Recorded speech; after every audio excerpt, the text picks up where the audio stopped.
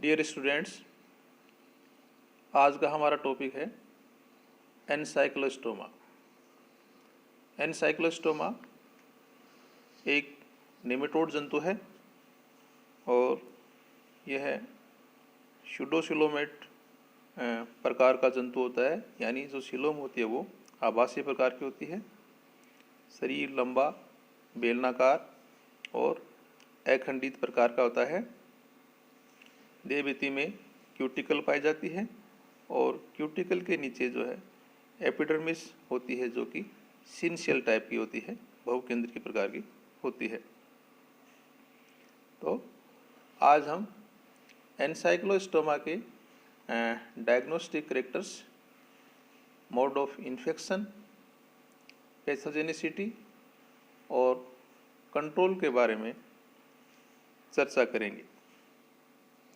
Ancylostoma की duodenal जो species है उसके बारे में आपकी बुक्स में डिटेल वर्णन दिया हुआ है।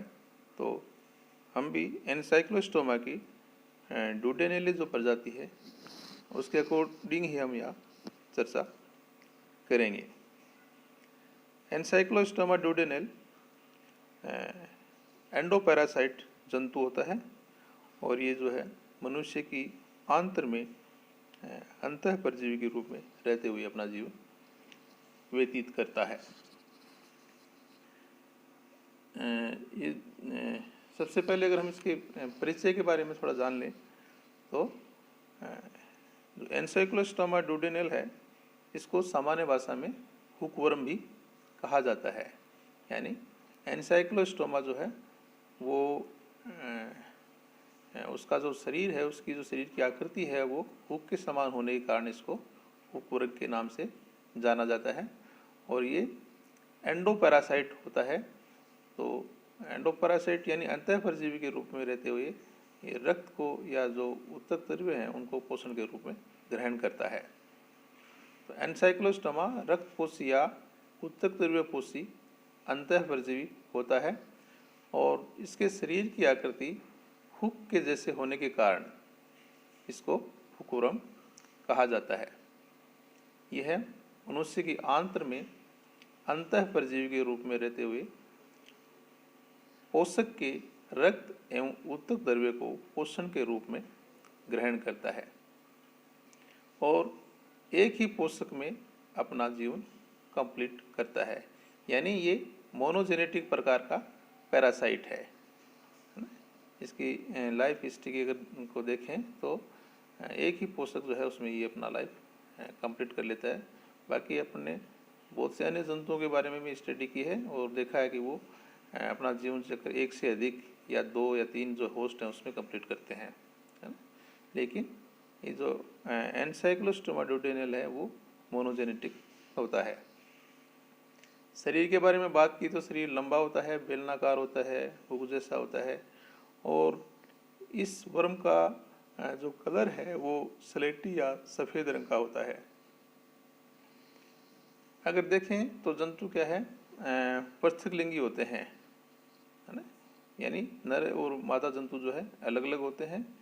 नर जो है मादा से थोड़ा छोटा होता है और मादा जो है लंबी होती है। नर जंतु लगभग 3 से 11 mm लंबा और जो फीमेल है वो 10 से 13 mm लंबी होती है। फीमेल में जो है एनएस और जो नर है मेल है उसमें क्लोइका पाई जाती है। ये जो स्पेसिफिसिटी है इस तरह की होती है। इसके अगर डायग्नोस्टिक कैरेक्टर की हम बात करें, जो लक्षण है पहचान के, तो हमने अभी बात की कि शरीर जो है लंबा होता है, थोड़ा सा मुड़ा हुआ होता है, हुक जैसा दिखाई देता है ना। और इस तरह का अगर जीव है तो ऐसा एक अंदाज लगाया जा सकता है कि ये हुकवर्म हो सकता है। बाकी जो सारे जो लक्षण हैं, जो विशिष्टताएं हैं, उनके बाद में इसको कन्फर्म किया जा सकता है कि ये जो संक्रमित व्यक्ति में जो देखा गया जंतु है वो हुकवर्म ही है। तो हुकवर्म अभी बात की थी कि एंडोपैरासाइट है और जो है आंत्र में ये संक्रमण करता है। तो हुकवर्म आंतों का एक आंतों में संक्रमण फैलाता है और शरीर में जो है इसके कारण से जो है खून की या जो ब्लड की जो है हानि होती है, ब्लड का लॉस होता है। वो इस तरह से इस कारण से होता है क्योंकि जो इसका शरीर जो है वो लंबा होता है और आगे का जो भाग होता है वहाँ पर एक बक्कल कैप्सूल पाया जाता है और इस बक्कल कैप्सूल की जो नीचे का जो भाग हो, जो अधर सतह होती है, वहाँ पर जो है पर्वतनुमा संरचनाएं निकली होती हैं काइटिन की बनी, और इन पर्वतनुमा संरचना को एक तरह से दंत कहा जाता है। तो ये जो दंत है इनकी सहायता से ये जो है जो होस्ट है उस पर जो है ये उसको काटता है, यानी आंतरिक की भित्ति को जो है काट देता है। और जो इसकी फेरिंग्स होती है, जो ग्रसनी होती है, वो होती है सकिंग टाइप की, चूसनीय प्रकार की होती है, और जिसके कारण से आंतरिक की भित्ति को काटने से जो रक्त स्राव होता है, तो रक्त स्राव को ये अपने चूसनीय यानी सकिंग टाइप की जो फेरिंग्स है उसकी सहायता से सक करता रहता है, चूसता रहता है। तो रक्त स्राव जो है निरंतर एक तरह से जारी रहे, इसके लिए ये क्या करता है, एक तरह से एंटीकोगुलेंट पदार्थ जो है उसको रक्त में मिलाता रहता है ताकि उसका रक्त का क्लॉट नहीं हो।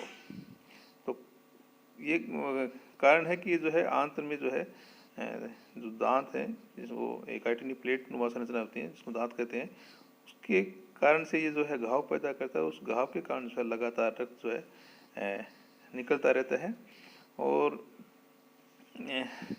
जो लगातार जो है रक्त निकलता रहता है तो जो होस्ट है, पोषक है, उसमें जो है रक्त की कमी आ जाती है और इस तरह से उसको एनीमिया भी जो है हो सकता है, एनीमिया की संभावना बढ़ जाती है। तो कहने का मतलब है आंतों में जो है ये रहता है अंतःपरजीवी के रूप में, और वहाँ पर जो है ये जो आंत्र की जो भित्ति है उनसे ये रक्त जो है वो सक करता रहता है। तो इससे न केवल एनीमिया होता है बल्कि जो अन्य लक्षण है वो भी दिखाई देते हैं, जैसे जो होस्ट है या जो पेशेंट कह सकते हैं उसको खुजली आती है, उसको सांस लेने में दिक्कत होती है। इसके अलावा उसको गैस्ट्रोइंटेस्टाइनल जो प्रॉब्लम है, आंत्र से संबंधित जो समस्या हैं उनका सामना करना पड़ता है। और अभी बताया जैसे एनीमिया जो है वो होता ही है, खून की कमी से एनीमिया हो जाता है। तो ये होता क्यों है, इसके बारे में ये बताया गया कि ज़्यादातर जो नंगे पैर जो लोग चलते हैं, चप्पल नहीं पहनते, मिट्टी में चलते हैं, वो लोग जो है इससे ज़्यादा संक्रमित होते हैं। और वो उसका कारण ये है कि जो हुकवर्म का जो लार्वा है, लेप्टोड लार्वा, वो मिट्टी में रहता है, मिट्टी की जो ऊपरी सतह है वहाँ पर ये पाया जाता है। तो जब कोई व्यक्ति जो मिट्टी के संपर्क में आता है, अगर वहाँ अगर हुकवर्म है तो वो व्यक्ति जो है उसके संपर्क में आ सकता है। तो ये मतलब मिट्टी के संपर्क में अगर त्वचा आती है ना, जब पाँव उसके संपर्क में आते हैं तो वो त्वचा में जो है प्रवेश कर सकता है। तो जब प्रवेश करता है तो सबसे पहले जो है उस भाग में या जो भी व्यक्ति है उसके शरीर में जो है खुजली होती है, और फिर धीरे धीरे जब लार्वा उसके शरीर में प्रवेश कर जाता है तो उसमें बुखार, खांसी और पेट दर्द, भूख नहीं लगना, दस्त वगैरह अन्य जो लक्षण है वो भी प्रकट होते जाते हैं। गंभीर और पुराना इन्फेक्शन अगर हो तो उसमें जो है मैंने अभी बताया कि कुछ अन्य लक्षण भी, जैसे एनीमिया जो है वो हो जाता है। इसके साथ ही उसमें थकान और स्वेलिंग भी बनती है, कई बार जो है हार्ट में प्रॉब्लम भी होती है। तो इस तरह के लक्षण जो है रोगी में दिखाई देते हैं। हुकवर्म की दो स्पीसीज जो हैं उसके कारण इन्फेक्शन होता है। एक तो अभी बात की थी कि एनसाइक्लोस्टोमा डोडेनेल, और दूसरी स्पीसीज है नेक्टर अमेरिकास। तो जो डोडेनेल्स है उसके बारे में मैंने बताया कि उसकी डिटेल स्टडी डोडेनेल्स के बारे में दी हुई है। अगर हम इसके डिस्ट्रीब्यूशन की अगर बात करें कि ये जो है कहाँ पाया जाता है, तो मुख्यतः ये एशिया और एशिया महाद्वीप के जो कंट्रीज़ हैं वहाँ पर ये रिपोर्ट किया गया है। इसके अलावा अफ्रीका, पैसिफिक जो द्वीप समूह हैं, और दक्षिणी अमेरिका के जो कटिबंधीय क्षेत्र हैं या उपकटिबंधीय क्षेत्र हैं और शीतोष्ण प्रदेश, इसके अलावा यूरोप में भी रिपोर्ट किया गया है। इसकी जो दोनों स्पीसीज जिसके बारे में अभी बात करेगी, डोडेनेले और नेक्टर जो थी ना, नेक्टर अमेरिकन्स, दोनों जो प्रजातियां हैं वो इन महाद्वीपों के जो जो कंट्रीज हैं उनके जो नम और गर्म जो क्षेत्र हैं उन भागों में ये रिपोर्ट किए गए हैं। तो कहने का मतलब है ये जो एनसाइक्लोस्टोमा है वो नम स्थान जहाँ पर नमी होती है या वहाँ उष्ण क्षेत्र जहाँ गर्मी भी होती है, नमी और गर्मी बरसात ज़्यादा होती है, ऐसा क्षेत्र होता है, तो वहाँ पर ये हुक्म जो है तेज़ी से बढ़ते हैं। और इन क्षेत्रों में के जो लोग हैं वो अगर नंगे पांव वहाँ अगर मान लो घूमते हैं और हुक्म वहाँ पर है तो ये व्यक्ति संक्रमित हो सकते हैं। तो एनसाइक्लोस्टोमा डोडेनल जो है मध्य पूर्व, उत्तरी अफ्रीका या दक्षिणी यूरोप जो है उन देशों में भी बहुतायत में रिपोर्ट किया गया है, ज़्यादा रिपोर्ट किया गया है। नेक्टर अमेरिकास जो है ये अमेरिका और ऑस्ट्रेलिया में है, ये ज़्यादा यानी वर्ल्ड वाइड नहीं है, ज़्यादा लंबे क्षेत्र में इसका फैलाव नहीं है। और पूरी दुनिया में जो है लाखों लोग इससे एनसाइक्लोस्टोमा से इन्फेक्टेड हैं और ये जो है आंतों में या आंतों की जो बीमारियां हैं उनसे संक्रमित हैं। तो आंतों की बहुत सी बीमारियां हैं, लेकिन उसमें से एक कारण जो है एनसाइक्लोस्टोमा भी है। और एनसाइक्लोस्टोमा की वजह से जो है आंतों में जो इन्फेक्शन है वो होता है और कई तरह के जो लक्षण अभी अपने चर्चा की वो प्रकट होते हैं रोगी में। तो ये जो आंतों का जो इन्फेक्शन है वो उष्णकटिबंधीय क्षेत्रों में आम है और वहाँ पर जो इन्फेक्शन है उसका कारण क्या है, एनसाइक्लोस्टोमा। अन्य कारण भी होते हैं लेकिन एक जो कारण है एनसाइक्लोस्टोमा है। और अभी बात की कि जो उष्णकटिबंधीय नम क्षेत्र हैं वहाँ तो ये पाया जाता ही है। इसके अलावा इन क्षेत्रों के वो क्षेत्र जहाँ पर साफ़ सफाई ज़्यादा नहीं होती, गंदगी रहती है, उन क्षेत्रों में इसको ज़्यादा रिपोर्ट किया गया है। तो कहने का मतलब है कि ये जो निमेटोड है ये विश्व के अधिकांश जो क्षेत्र हैं जहाँ पर बरसात ज़्यादा होती है या यूँ कहें नमी रहती है या जो उष्ण है गर्मी रहती है, तो वहाँ पर ये ज़्यादा देखा गया है। अगर हम इसके मोड ऑफ इन्फेक्शन की अगर बात करें कि संक्रमण अगर कैसे फैलता है इसका, तो शुरू में अपन ने बात की थी कि ये आंतों का वर्म है जो आंतों में जो है एंडोपैरासाइट के रूप में पाया जाता है। तो हुकवर्म के जो अंडे हैं वो संक्रमित व्यक्ति के मल के पास होते हैं एक तरह से।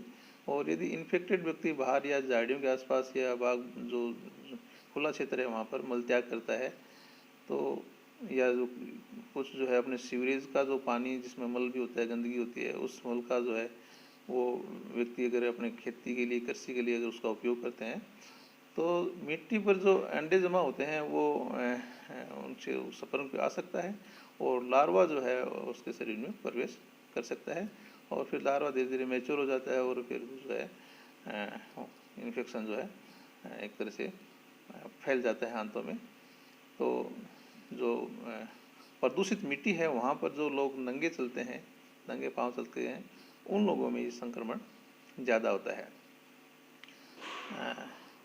तो लार्वा जो है पेट के द्वारा शरीर के अंदर चला जाता है और आंतों तक पहुँचकर ये संक्रमण पैदा करता है। तो कहने का मतलब है कि इसका जो संक्रमणकारी जो लार्वा है, रेबिडोइड लार्वा, वो जो लार्वा है वो जो है कोई व्यक्ति अगर मान लो जहाँ पर ये एनसाइक्लोस्टोमा है और नंगे पांव वहाँ पर घूम रहा है, तो संक्रमणकारी लार्वा जो है त्वचा को भेद कर जो है होस्ट की बॉडी में चला जाता है। और अभी बात की ये जो लार्वा है ये चूँकि नंगे पांव घूमता है, इसका मतलब ये कि जो पाँव है, जो पाँव के जो तलुए हैं वो मिट्टी के सीधे संपर्क में आते हैं और तलुओं के जरिए, यानी तलुओं की जो त्वचा है, पाँव की जो त्वचा है, उसको बेधते हुए ये मनुष्य के शरीर में प्रवेश कर जाता है। और जब ये प्रवेश करता है तो बात की थी अभी कि ये है खुजली पैदा करता है तुरंत ही, और उसके बाद में धीरे धीरे जो है आगे ये बॉडी में जो है प्रवेश करते हुए आंतर तक पहुंच जाता है। तो कहने का मतलब ये मुख द्वारा नहीं पहुंचता, बल्कि ये जो पाँव है, पाँव का जो पाम है जिसको कहेंगे अपने तलवा जो भाग है, इस तरह से वो जो तलवा की जो त्वचा है वो सीधी मिट्टी के संपर्क में रहती है, और वहाँ अगर मिट्टी में पहले से कोई निसैक्लोस्टोमा नेमेटोड है तो वो उस त्वचा को बेधते हुए जो है होस्ट की बॉडी में प्रवेश कर जाता है। तो त्वचा को बेधकर शरीर में प्रवेश करने के बाद में ये जो लार्वा है, रेप्टर लार्वा, इसका ये जो है ब्लड वेसल्स में चला जाता है और जो है ब्लड सर्कुलेशन के द्वारा जो है हार्ट से होते हुए फेफड़ों में प्रवेश कर जाता है, और फिर यहाँ से जो है परिसंचरण द्वारा जो है ये जो लंग्स की जो कूपिकाएँ हैं वहाँ पर चला जाता है, और यहाँ से फिर जो ब्रेंकोई और जो ट्रेकिया है वहाँ से होता हुआ ये फेरिंग्स में यानी ग्रसनी में आ जाता है, और वहाँ जो है फिर ये वहाँ से आंतर में पहुँच जाता है। और आंतर में जब पहुँचता है तो उसके बाद में इसका जो है माउल्टिंग हो जाती है इसमें, और जो थर्ड माउल्टिंग होती है इसके बाद में ये जो लार्वा है वो यहाँ तेज़ी से ग्रोथ करता है और शरीर भी इसका थोड़ा लंबा हो जाता है। इसके बाद में इसमें और जो है माउल्टिंग हो जाती है, तीसरा चौथा यानी चौथा पांचवा जो माउल्टिंग भी हो जाता है, और ये जो है अडल्ट में डेवलप हो जाते हैं, अडल्ट में बदल जाते हैं। अडल्ट में बदलते ही साथ ही इसमें जो बकल कैप्सूल है वो भी डेवलप हो जाता है। इसके अलावा इसके जो रिप्रोडक्टिव जो ऑर्गन्स हैं, जो पार्ट्स हैं, वो भी डेवलप हो जाते हैं, और लगभग जो है ये करीब 1.5 महीने कह सकते हैं, 1.25 महीने बाद में जो है रिप्रोडक्शन शुरू कर देता है। तो जो संक्रमित मनुष्य है उसका जो मल है उसको अगर चेक किया जाए, उसको अगर उसका डायग्नोस किया जाए उसको, तो उसमें जो है इसके अंडे दिखाई दे सकते हैं करीब 1.5 महीने बाद में, 1.25 महीने बाद में। सामान्यतः ये माना गया है कि लगभग जो है ये 5-6 साल जो है होस्ट में रह सकता है, और कुछ जगह ऐसा भी माना गया है कि लगभग 15-16 वर्ष तक जो है ये होस्ट में हो सकता है, रिपोर्ट किया गया है इसको। अगर हम इसकी पैथोजेनिसिटी के बारे में बात करें, रोगजनकता की बात करें, तो एक बार जो है ये इसका जो लार्वा है वो शरीर में प्रवेश करने के बाद में ये आंतर तक पहुंच जाता है, और आंतर में जो है ये जो काइटिनी जो प्रवर्ध है उसके द्वारा ये घाव करके और जो है वो ब्लड है उसको सक करता रहता है। तो कहने का मतलब है कि जो लार्वा है वो शरीर में प्रवेश करने के बाद में सर्कुलेटरी सिस्टम के साथ में ये लंग तो चला जाता, अभी बात की थी, और लंग्स से जो है फिर ये धीरे धीरे जो है रेस्पिरेटरी ट्रैक्ट तक, और वहाँ से जो है ये फिर वापस जो है फेरिंग्स से जो है इंटेस्टाइन तक पहुँच जाता है, और अडल्ट में जो है एक बार जो है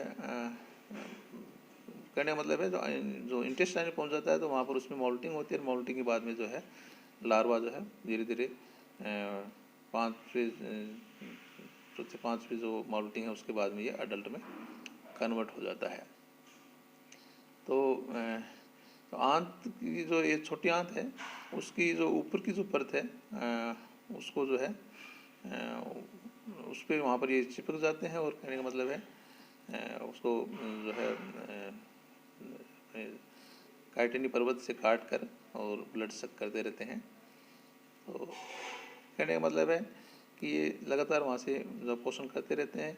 इसके साथ ही ये जो है एंटीकोगुलेंट भी मिलाते रहते हैं ताकि जो है ब्लड का क्लॉट नहीं हो, थका नहीं हो, निरंतर इसको ब्लड जो है सप्लाई मिलती रहे। तो इससे क्या हो, जो होस्ट है उसके अंदर जो है एनीमिया की समस्या हो सकती है, क्योंकि उसका जो खून है लगातार जो है निकलता रहता है। ऐसा नहीं है कि एक जगह घाव करता है, एक जगह करता रहता है। और एक जंतु भी नहीं, एक से ज़्यादा भी हो सकते हैं, बहुत से हो सकते हैं। इस कारण से जो है लगातार अगर उसमें से रक्त का रिसाव हो, एनीमिया की समस्या हो सकती है। और अभी जैसे बात की कि इसके अलावा इसमें पेट दर्द है, इसके अलावा जो कोलिक या जो क्रैम्पिंग या जो बच्चा भी है वो अत्यधिक जो है उसमें रोता है, पीड़ा होती है ना उसको। और इसके अलावा जो है उसके आंतों में ऐंठन होती है, जी मचलाना, बुखार, जो मल है उसमें खून, इसके अलावा जो भूख नहीं लगती, और ऐसा लगता है कि उसके शरीर पर जगह जगह चकते हो गए, खुजली भी चलती है। तो इस तरह के जो लक्षण है वो इसमें दिखाई देते हैं।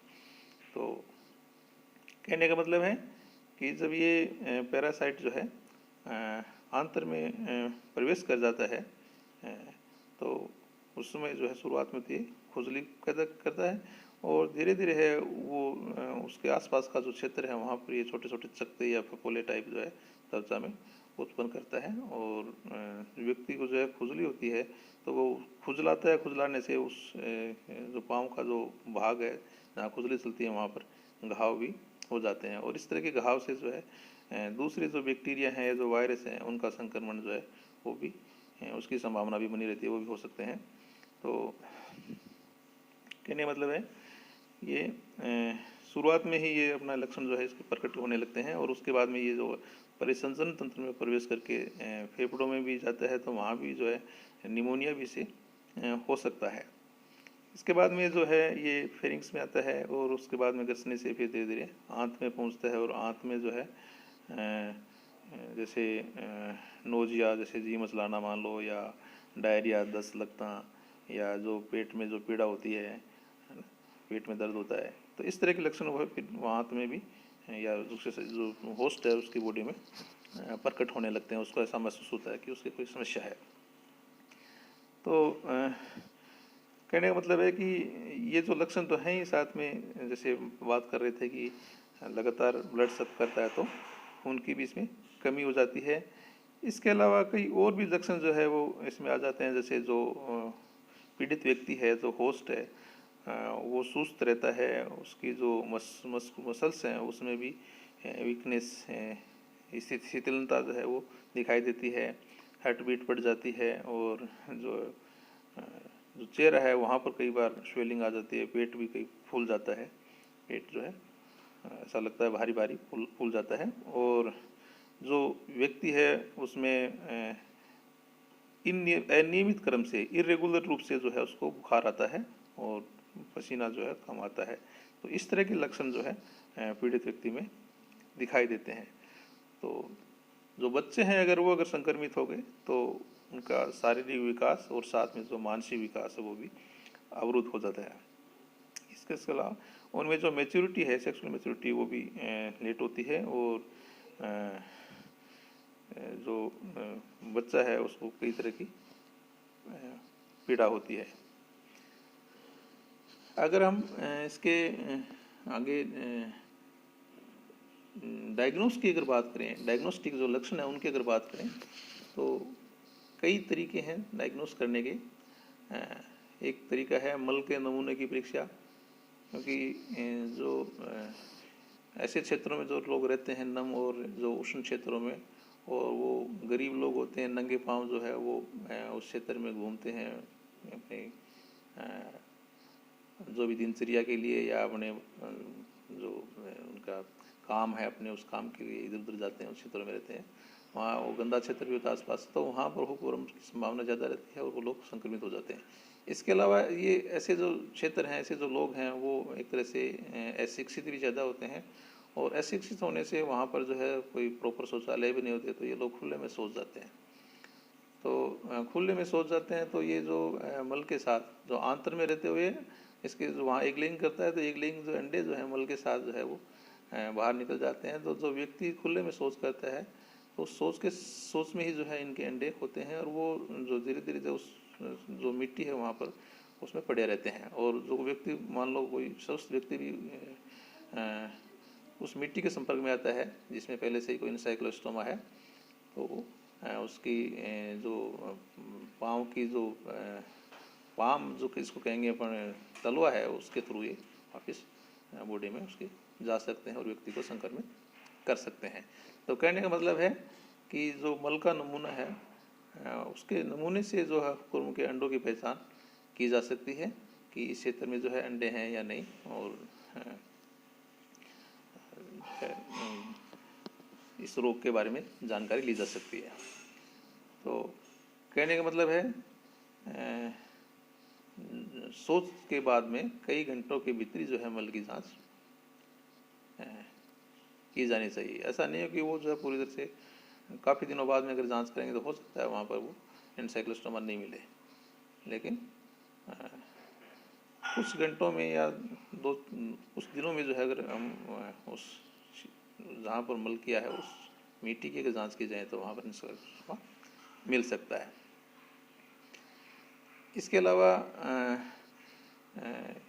खून की अगर जांच की जाए तो उसमें भी जो है एनसाइक्लोस्टोमा जो है उसका लार्वा हो सकता है, उसकी पहचान की जा सकती है। इसके अलावा आजकल जो आधुनिक तकनीक्स हैं, जिन जैसे कहें हम PCR की बात करें, पॉलीमरेज चेन रिएक्शन जो है उससे भी जो है हुकवर्म के इन्फेक्शन की पुष्टि की जा सकती है।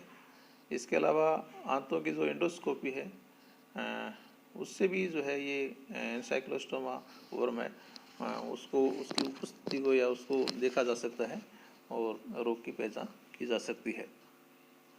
इसके अलावा ये जो है फेफड़ों में भी जो है पहुँच कर वहाँ निमोनिया पैदा करता है, तो जो फेफड़ा जो है लंग्स पार्ट है या जो छाती का जो भाग है वहाँ पर एक्सरे द्वारा जो है इसकी पहचान की जा सकती है। तो पहचान के कई तरीके हैं। इसके बाद में अगर हम इसके नियंत्रण की बात करें कि ये जो एनसाइक्लोस्टोमा जिसको हुकवर्म भी कहते हैं, इसका नियंत्रण कैसे किया जाए, तो नियंत्रण के कई तरीके हैं। एक सबसे महत्वपूर्ण बात तो ये है कि ऐसे क्षेत्रों में जो है शौचालय की प्रॉपर व्यवस्था होनी चाहिए और शौचालय जो है साफ़ सुथरे हों। कहने का मतलब है खुले में शौच लोग नहीं करेंगे तो ये एनसाइक्लोस्टोमा है जो इसका संक्रमण जो है मिट्टी में नहीं हो पाएगा और इसका संक्रमण आगे नहीं बढ़ पाएगा, क्योंकि ये जो है मिट्टी में होता है और जो व्यक्ति है वो उस मिट्टी के संपर्क में आता है तभी ये जो है एनसाइक्लोस्टोमा उसकी त्वचा में प्रवेश करता है। इस कारण से खुले में शौच पर जो है पूरी तरह से बैन लगाया जाना चाहिए। इसके अलावा कुत्ते और बिल्लियों में भी जो है ऐसा देखा गया है कि ये रिपोर्ट किया गया है, तो उसके संपर्क में भी कोई आता है तो वहाँ भी की संभावना रहती है फैलने की, तो वहाँ उसके संपर्क में नहीं रहना चाहिए। तो कहने का मतलब है मुख्य जो कारण है वो जो शौच है वो खुले में नहीं हो और शौचालय में हो। दूसरा, अगर मान लो कोई संक्रमित व्यक्ति हो गया तो उसके एलोपैथिक, होम्योपैथिक, आयुर्वेदिक जो है वो ट्रीटमेंट उसको दिए जा सकते हैं। तो एलोपैथिक उपचार की अगर बात करें तो इसमें कुछ टेबलेट्स हैं, कुछ दवाइयाँ हैं, जैसे एबेंडाजोल है, मेबेंडाजोल है, इसके अलावा पायरेमेंटल पोमेट है।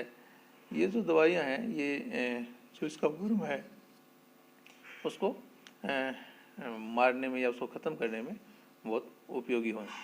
तो इस तरह की दवाइयों का जो है पीड़ित व्यक्ति अगर उपयोग करे तो इस वर्म से निजात मिल सकती है। इसके अलावा ये जो है खून को कम करता है, यानी एनीमिया पैदा करता है। तो ऐसे जो क्षेत्र हैं जहाँ पर हुकवर्म पाया जाता है तो उन लोगों को आयरन की जो खुराक है वो देनी चाहिए ताकि वहाँ पर जो है एनीमिया न हो और व्यक्ति जो है स्वस्थ रह सकें। इसके अलावा कुछ होम्योपैथी उपचार हैं वो भी दिए जा सकते हैं, जैसे सीना है, स्पिलोगेलिया है, सीना नटरम्योर, सीना एब्रोटाइनम, इस तरह की जो दवाइयाँ हैं होम्योपैथी में उपलब्ध हैं वो लेकर भी इस रोग से निजात पा सकते हैं। इसके अलावा जैसे समय समय पर होमोग्लोबिन का जो स्तर है वो भी चेक कराना चाहिए और जो मल है उसको भी उस क्षेत्रों में जो है बीच बीच में टेस्ट करवाते रहें ताकि इसके संक्रमण का पता चल सके। तो कुल मिला के ये सब अगर किया जाए तो इसका नियंत्रण हो सकता है, नियंत्रण किया जा सकता है। उम्मीद है आपके लिए ये जो है आज का हमारा जो डिस्कशन है वो उपयोगी होगा। Thank you.